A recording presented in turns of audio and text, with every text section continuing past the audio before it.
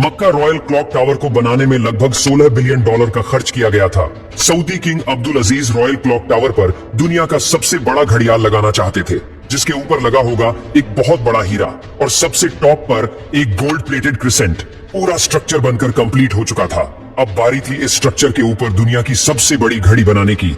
इस काम को अंजाम देने के लिए जर्मनी की पैरेट नामी कंपनी को सिलेक्ट किया गया, जिनको इस काम में 165 सालों का एक्सपीरियंस था। इन सब में सबसे बड़ा चैलेंज इस घड़ियाल के कांटे थे। इनको ऐसे डिजाइन करना था कि ये तेज हवा में उखड़ ना पाए। इस घड़ियाल का बड़ा कांटा 23 मीटर जबकि छोटा कांटा 17 मीटर लंबा रखना था। यूं समझ ले कि बड़े कांटे को अगर सीधा खड़ा किया जाए तो ये ऊंचाई में 5 स्टोरी बिल्डिंग का मुकाबला कर सकता है। 600 मीटर की ऊंचाई पर हवाएं 200 किलोमीटर पर आवर से भी ज्यादा तेज चल सकती है, जो इस कांटे को बड़ी आसानी से उखाड़ सकती है। आखिरकार घड़ियाल के कांटों को स्पेशल कार्बन फाइबर मटेरियल से बनाने का फैसला किया गया, क्योंकि कार्बन फाइबर एक लाइट वेट मटेरियल है, लेकिन यह स्टील से भी ज्यादा मजबूत होता है। स्टील की कंप्रेशन स्ट्रेंथ यानी दबाव बर्दाश्त करने की ताकत ज्यादा होती है और वो प्रेशर पड़ने पर मुड़ सकता है, लेकिन कार्बन फाइबर प्रेशर पड़ने पर मुड़ता नहीं है। इसके अलावा स्टील में जंग लगने का खतरा भी होता है, जबकि कार्बन फाइबर पूरी तरह से रस्ट प्रूफ रहता है। मक्का क्लॉक टावर के लिए 4 नहीं बल्कि 5 कांटों के सेट बनवाए गए और एक स्पेयर में भी बनवा कर रखा गया। एक एक ट्रेलर में सिर्फ एक कांटा लादकर इसे मक्का क्लॉक टावर तक पहुंचाया गया। ये कांटे इतने बड़े हैं कि इसके अंदर आसानी से चला भी जा सकता है। क्लॉक टावर के चारों घड़ियाल को चलाने के लिए अलग अलग मोटर है, जिसे क्लॉक ड्राइव कहा जाता है, लेकिन यहाँ पर भी एक एक्स्ट्रा क्लॉक ड्राइव पहले से क्लॉक टावर में इंस्टॉल की गई है, ताकि कभी खराबी की सूरत में फौरन रिप्लेस किया जा सके। इस घड़ियाल में एक मेंटेनेंस स्विच भी लगाया गया है, जिसे दबाते ही कांटे बिल्कुल सीधे हो जाते हैं और मेंटेनेंस वर्कर्स इसके अंदर जा सकते हैं। इस घड़ियाल के रंग को सिलेक्ट करने के लिए भी काफी सारी रिसर्च की गई। रिसर्च करने के बाद ग्रीन कलर की एलईडी लाइट सिलेक्ट की गई। ग्रीन कलर इसीलिए सिलेक्ट किया गया क्योंकि ग्रीन कलर में 8 किलोमीटर दूर से देखने पर भी टाइम सही से नजर आता था। इस क्लॉक टावर पर हैरत अंगेज तौर पर टोटल 20 लाख एलईडी लाइट्स लगी है। हर एक एलईडी एक दूसरे से 4 इंच के फासले पर लगी है। इन 20 लाख एलईडी को भी स्पेशली मक्का के गर्म मौसम को नजर में रखते हुए बनाया गया, जिसमें 1 साल से भी ज्यादा का वक्त लगा।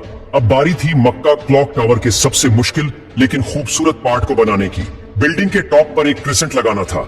ये क्रिसेंट 75 फीट ऊंचा और इतना ही ज्यादा चौड़ा भी है। लाइट वेट रखने के लिए इसे फाइबर ग्लास और कार्बन फाइबर को मिक्स करके बनाया गया, पर फिर भी इसका टोटल वजन 35 टन के करीब है। क्रिसेंट और घड़ियाल के ऊपर हीरे को बनाने की जिम्मेदारी जर्मन कंपनी रीवा को दी गई। जानकारी के लिए बता दें कि इस घड़ियाल को दुबई में बनाया गया और फिर बाद में उसे मक्का ट्रांसपोर्ट किया। सबसे खास बात यह कि क्रिसेंट के कोने कोने पर सोने की लेयर छड़ी होगी, लेकिन अगर ये क्रिसेंट पूरा 1 पीस में बनाया गया तो फिर इसे टॉप तक पहुंचाना और फिर वहां इंस्टॉल करना मुश्किल नहीं बल्कि नामुमकिन होगा, क्योंकि भीड़ और जगह की तंगी की वजह से यहाँ सिर्फ टावर क्रेन्स काम कर सकती है, पर वो भी इतना ज्यादा वजन एक साथ नहीं उठा सकती। तभी इसे अलग अलग पार्ट्स में बनाने का फैसला किया गया। इस क्रिसेंट पर गोल्ड की लेयर चढ़ाने के लिए करीब 10 करोड़ मोज़ेक टाइल्स के पीसेस चिपकाए गए, जिन पर सोने की लेयर छड़ी हुई थी। हर एक मोज़ेक टाइल्स को बारीकी से बनाया गया और फिर इनको 2x2 सेंटीमीटर के ब्लॉक में काटा गया। ये पूरा क्रिसेंट भी दुबई में तैयार किया गया और फिर फाइनल टच देने के बाद इसे मक्का भेजा गया। क्लॉक का डेमो वर्जन भी पहले दुबई की एक लोकेशन पर इंस्टॉल किया गया, क्योंकि जर्मन कंपनी के कुछ इंजीनियर्स पहले इसे इंस्टॉल करके देखना चाहते थे कि कहीं कोई खामी तो नहीं रह गई। सारे मसले फिक्स करने के बाद ही इसे मक्का तक पहुंचाया गया। 600 मीटर की ऊंचाई पर क्रिसेंट की इंस्टॉलेशन भी एक बहुत बड़ा चैलेंज था, क्योंकि इतनी ज्यादा ऊंचाई पर टावर क्रेन्स इतना ज्यादा लोड नहीं उठा सकती।